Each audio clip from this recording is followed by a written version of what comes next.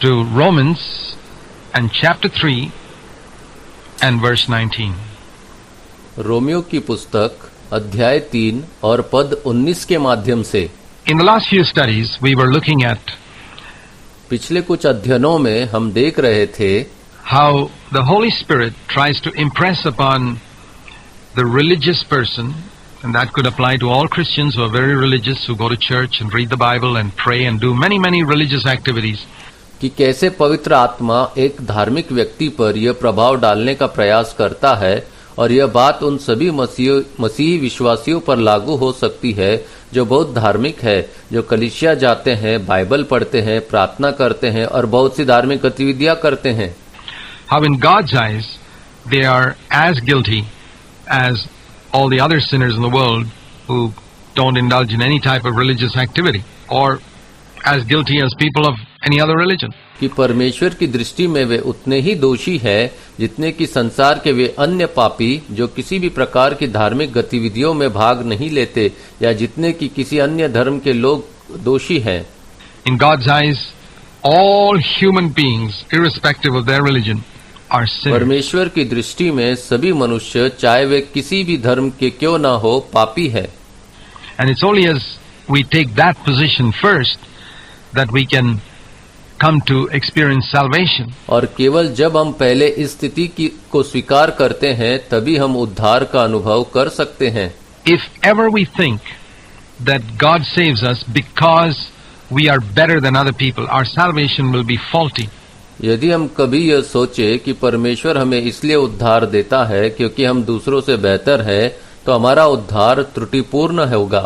And that's why Paul takes a long time here, and the Holy Spirit takes a long time to emphasize the fact that every single person is just as guilty as the other. और यही कारण है कि पौलुस यहाँ पर काफी समय लेते हैं, और पवित्र आत्मा भी इस बात पर जोर देने के लिए समय लेते हैं कि हर एक व्यक्ति उतना ही दोषी है जितना कोई और। No one is better in any way. कोई भी किसी भी तरह से बेहतर नहीं है। And he says here in verse 19, that every mouth may be closed, it says in the last part of chapter 3 and verse 19, that all the world may become accountable to God. अध्याय 3 वचन 19 के अंत में लिखा है कि हर मुंह बंद हो जाए और सारा संसार परमेश्वर के सामने उत्तरदायी ठहराया जाए। Whatever the law says, it speaks to those who are under the law.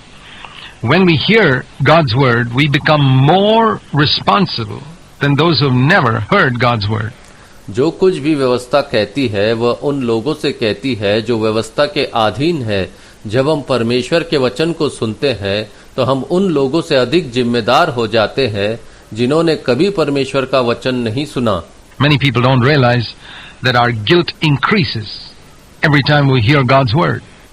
कई लोग यह नहीं समझते कि हर बार जब हम परमेश्वर का वचन सुनते हैं तो हमारा अपराध बोध बढ़ जाता है। Because Jesus said that to whom more is committed, more will be required. क्योंकि प्रभु यीशु ने कहा कि जिसे अधिक जिम्मेदारी दी गई है उससे अधिक मांगा जाएगा।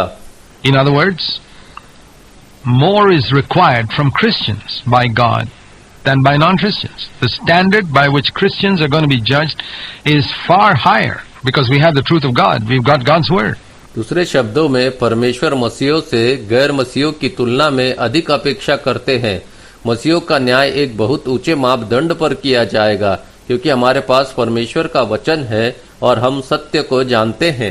And we are actually more guilty than, and the whole world is guilty before God. और वास्तव में हम और भी अधिक दोषी ठहरते हैं और सारा संसार परमेश्वर के सामने दोषी है।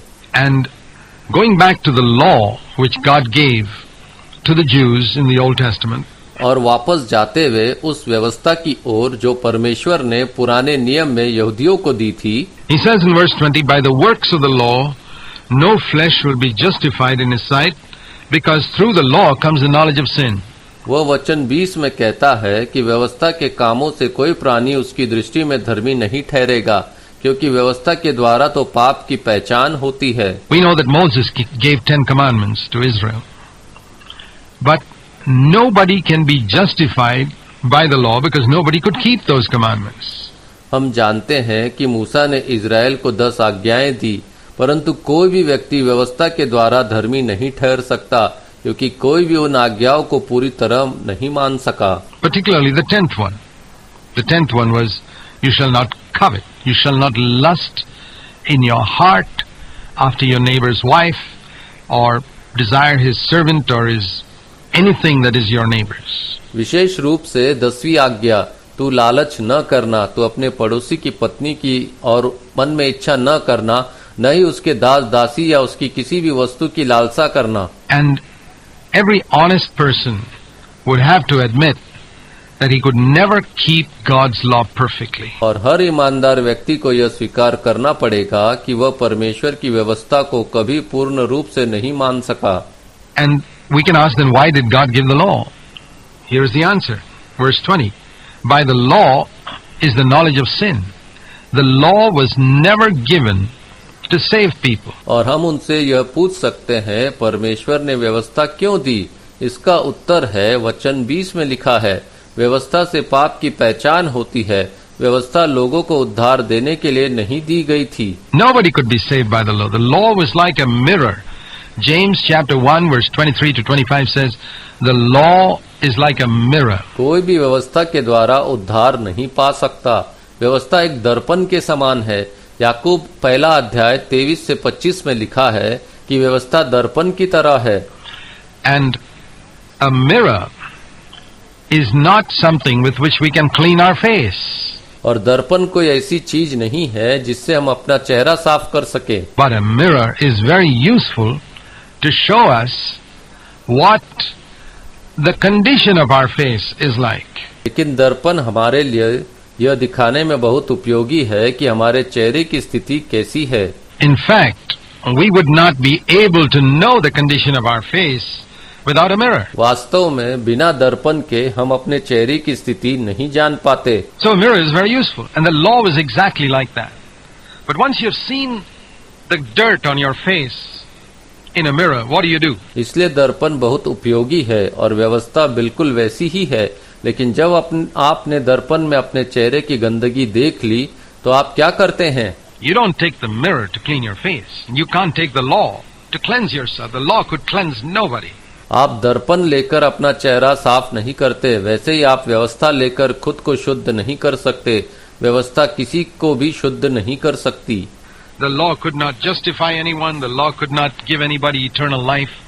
The law could only show a person, this is your condition before God. You have come short of God's standard. व्यवस्था किसी को भी धर्मी नहीं ठहरा सकती। व्यवस्था किसी को भी अनंत जीवन नहीं दे सकती। व्यवस्था केवल एक व्यक्ति को यह दिखा सकती है कि यह उसकी स्थिति है परमेश्वर के सामने। वह परमेश्वर के मानक से कमतर है। You see, a lot of people find it difficult to acknowledge that. And that's why God had to give them the law. It's like a man who's got a dirty face, who doesn't believe that his face is dirty until you show him a mirror. And when you show him the mirror, well... देखिए, बहुत से लोग इसे स्वीकार करना कठिन पाते हैं और इसी कारण परमेश्वर को उन्हें व्यवस्था देनी पड़ी। यह ठीक उसी तरह है जैसे एक आदमी का चेहरा गंदा हो, लेकिन वह इसे नहीं मानता कि उसका चेहरा गंदा है जब तक आप उसे दर्पण नहीं दिखाते। और जब आप उसे दर्पण दिखाते हैं, he has no more argument left. He realizes his face is dirty if he's honest. Of course, people could still be dishonest and pretend that their face is not dirty. तो उसके पास कोई बहाना नहीं बचता। वह समझ जाता है कि उसका चेहरा गंदा है। अगर वह ईमानदार हो, बेशक कुछ लोग फिर भी बेईमानी हो सकते हैं और दिखावा कर सकते हैं कि उनका चेहरा गंदा नहीं है। But the honest person will acknowledge, yes, my face is dirty, and the honest person will acknowledge when he faces up to the standards of God's law. लेकिन ईमानदार व्यक्ति यह स्वीकार करेगा कि हाँ, मेरा चेहरा गंदा है, और ईमानदार व्यक्ति यह भी स्वीकार करेगा जब वह परमेश्वर की व्यवस्था के इन मानकों का सामना करेगा। Yeah, I am a sinner. I acknowledge that. हाँ, मैं एक पापी हूँ, मैं इसे स्वीकार करता हूँ। So, now salvation is not through the law, but apart from the law, verse 21. तो अब उद्धार व्यवस्था के द्वारा नहीं, बल्कि व्यवस्था से अलग है, जैसा कि वचन 21 में लिखा है। The righteousness of God is manifested, being witnessed by the law and the prophets. The righteousness of God through faith in Jesus Christ for all who believe, for there is no distinction. परमेश्वर की धार्मिकता प्रकट हुई है, जिसे व्यवस्था और भविष्यवक्ताओं ने गवाही दी है, परमेश्वर की धार्मिकता जो यीशु मसीह में विश्वास के द्वारा है, सब विश्वास करने वालों के लिए, क्योंकि कोई भेद नहीं है। So God has provided salvation, bringing people up to the standard of His righteousness through Jesus Christ. तो परमेश्वर ने उद्धार प्रदान किया है लोगों को अपनी धार्मिकता के मानक तक पहुंचाने के लिए यीशु मसीह के द्वारा, And this is by faith. It's got nothing to do with keeping the law. और यह विश्वास के द्वारा है, इसका कोई संबंध व्यवस्था को मानने से नहीं है। Because there is no distinction. Because all have sinned and fall short of the glory of God. क्योंकि कोई भेद नहीं है, क्योंकि सभी ने पाप किया है और परमेश्वर की महिमा से रह गए हैं। The unrighteous person, the religious person is unrighteous. The godless person, immoral person is unrighteous. There is no distinction. Every single person has sinned.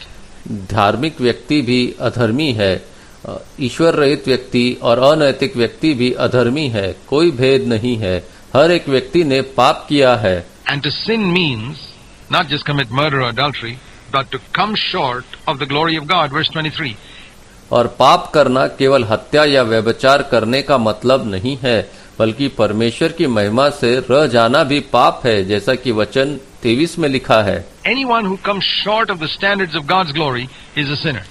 जो कोई भी परमेश्वर की महिमा के मानकों से कमतर है, वही पापी है। And who can claim he is not? God's standard is 100%.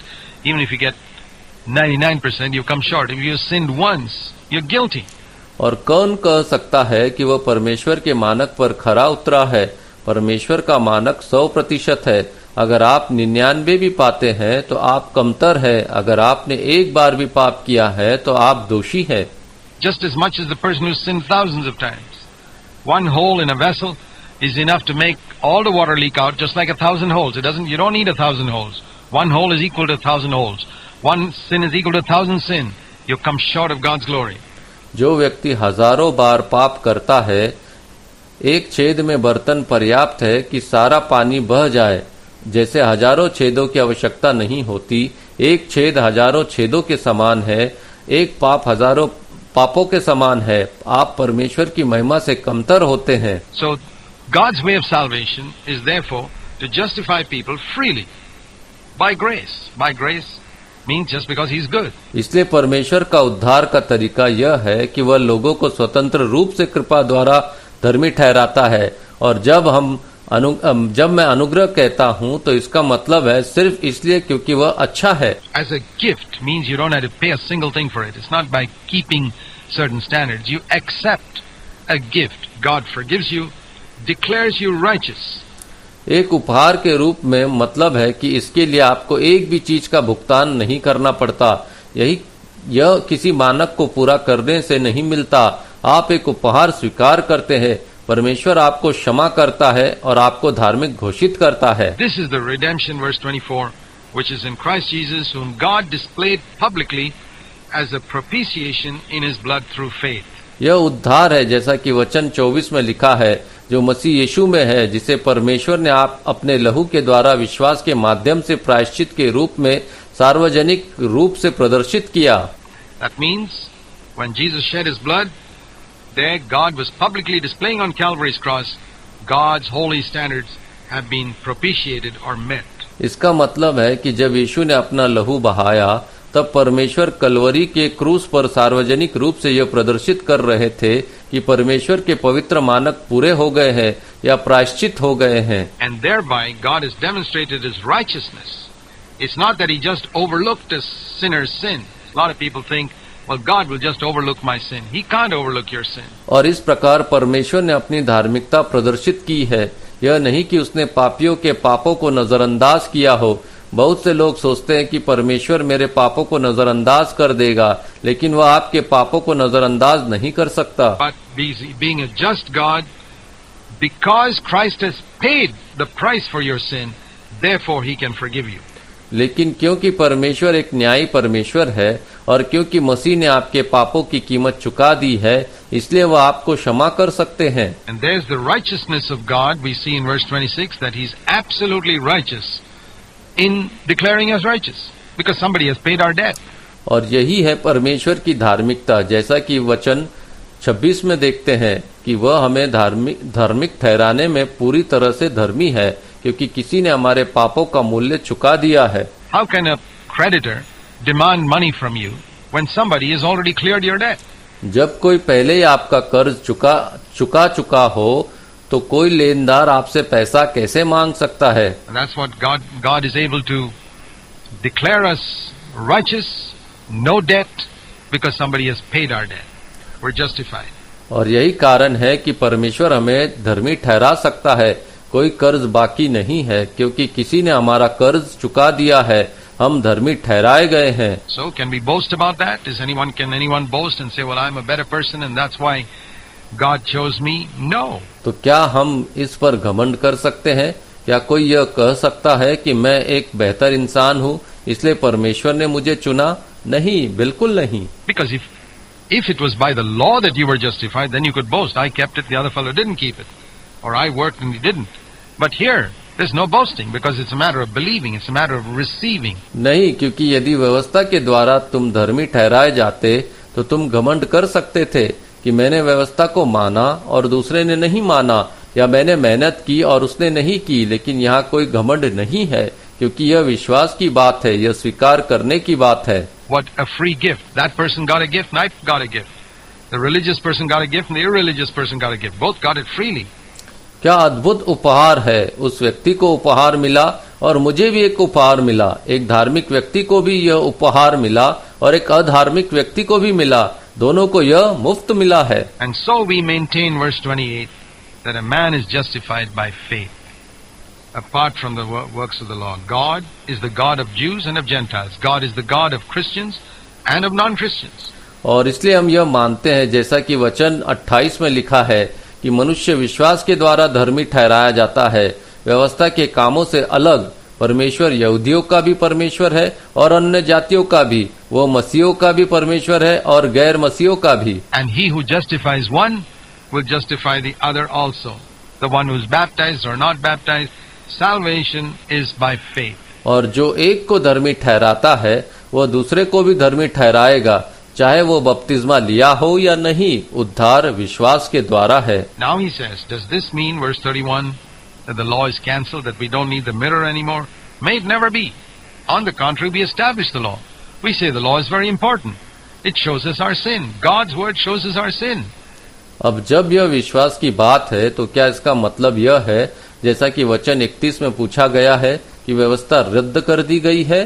क्या अब हमें दर्पण की जरूरत नहीं है? ऐसा कभी न हो सके। इसके विपरीत हम व्यवस्था को स्थिर करते हैं। हम कहते हैं कि व्यवस्था बहुत महत्वपूर्ण है, क्योंकि वह हमें हमारा पाप दिखाती है। परमेश्वर का वचन हमें हमारे पाप को दिखाता है। Salvation comes by faith in believing that Christ died on the cross to pay our debt, to clear our sin. And the one who humbly says, Lord, there's nothing good in me, I come with empty hands, I'm no good, receives that forgiveness freely. And this is where the religious person finds it more difficult. उद्धार विश्वास के द्वारा आता है, इस पर विश्वास करने से कि मसीह ने हमारे पापों का मूल्य चुकाने के लिए क्रूस पर अपनी जान दी। और जो व्यक्ति विनम्रता से कहता है, प्रभु मुझ में कुछ भी अच्छा नहीं है, मैं खाली हाथ आता हूँ, मैं योग्य नहीं हूँ, वही उस क्षमा को मुफ्त में प्राप्त करता है। और यही वह स्थान है जहाँ एक धार्मिक व्यक्ति को इसे स्वीकार करना अधिक कठिन लगता है। The godless person finds it very, very easy. And so the religious person needs to come on exactly the same ground as the godless person. That's the point. ईश्वर रहित व्यक्ति के लिए यह बहुत ही आसान होता है, और इसलिए धार्मिक व्यक्ति को भी बिल्कुल उसी आधार पर आना पड़ता है जहाँ ईश्वर रहित आता है। यही बात है। There is no difference, no distinction. All have sinned. And we come before God and say, Lord, I'm just as bad as a sinner as the godless, immoral person, and we can get forgiveness just as freely as the other person. कोई भेदभाव नहीं है, कोई अंतर नहीं है, सभी ने पाप किया है। हम परमेश्वर के सामने कहते हैं, प्रभु मैं उतना ही पापी हूँ जितना कि यह ईश्वर रहित या अनैतिक व्यक्ति, और हमें उतनी स्वतंत्रता से क्षमा मिल सकती है जितनी किसी और को मिलती है।